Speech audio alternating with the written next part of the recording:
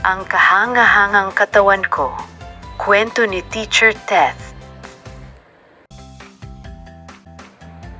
Isang umaga, masayang nagising si Mia. Lumalaki na pala ako? Sabi niya habang tumitingin sa salamin. Hinawakan niya ang kanyang ulo. Ang ulo ko ay tumutulong sa akin na mag-isip. Inikot niya ang kanyang balikat. Ang balikat ko ay tumutulong sa paggalaw ng aking mga braso.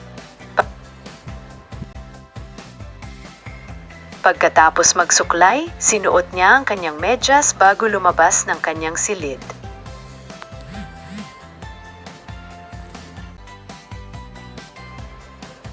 Sa ibabaw ng mesa, nakita niya ang kanyang paboritong manika.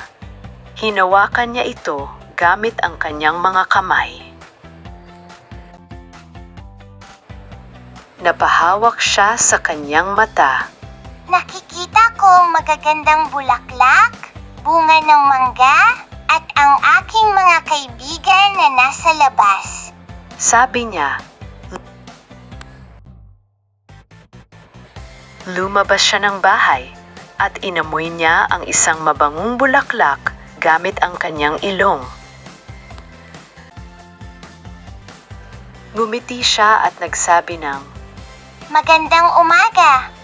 gamit ang kanyang bibig. Nakinig siya sa huni ng mga ibon gamit ang kanyang tainga. Iwinagayway niya ang kanyang mga kamay at pumalakpak ng masaya. Pagkatapos, tumalon at tumakbo siya gamit ang kanyang tuhod at mga paa. Oras na ng almusal. Kumain si Mia ng hinog na mangga na nasa isang mangkok. Masaya siyang kumain ng masustansyang pagkain. Masayang sinabi ni Mia. Ang bawat parte ng aking katawan ay may mahalagang gawain. Habang ako ay lumalaki at tumatanda, lalo kong aalagaan ang aking katawan upang manatili itong malusog at malakas. Mula noon, araw-araw na naghuhugas ng kamay, nagsisipilyo ng ngipin, kumakain ng masustansyang pagkain at nag-eehersisyo si Mia. Laging tandaan mga bata na ang ating katawan ay may iba't ibang parte na may kanya-kanyang tungkulin. Habang tayo ay lumalaki, dapat natin itong mahalin, alagaan at panatilihing malinis, malusog at malakas. At dito nagwawakas ang ating kwento. Narito ang ilang mga katanungan para sa iyong napanood. Sino ang pangunahing tauhan natin at ano ang nakita niya sa kanyang paggising? Ituro mo nga ito.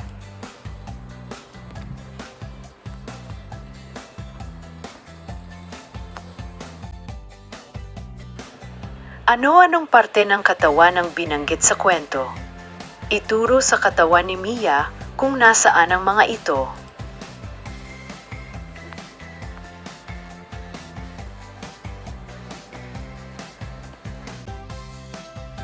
Ano ang ginagawa ng ating mga bahagi ng katawan? Ituro at pagtapatin mo nga ang mga ito.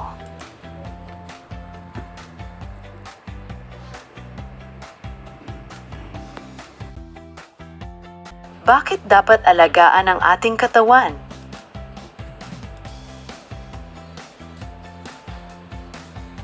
Alin dito ang ginagawa mo upang manatiling malinis ang iyong katawan?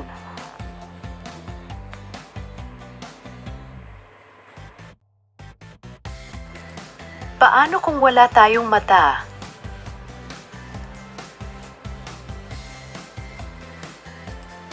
Paano naman nakakatulong ang tainga sa pag-aaral?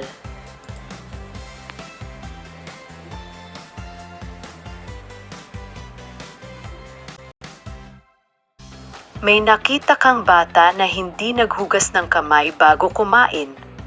Ano ang sasabihin mo sa kanya?